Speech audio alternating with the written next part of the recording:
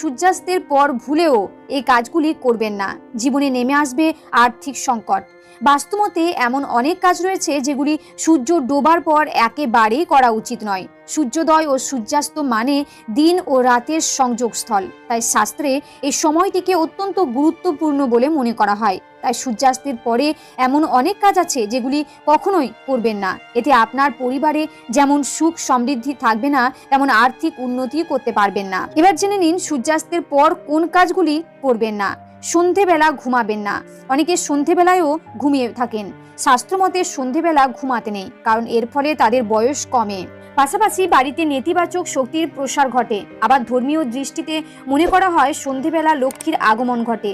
এ সময় পরিবারের সদস্যদের ঘুমাতে দেখলে দেবী রুষ্ট হয়ে চলে যান। সূর্যাস্তের পর বাড়িতে ঝাঁট দিতে নেই। সূর্যাস্তের পর কখনো বাড়িতে বা উঠোনে ঝাঁট দিতে নেই, কারণ এটি আর্থিক অনটনকে স্বাগত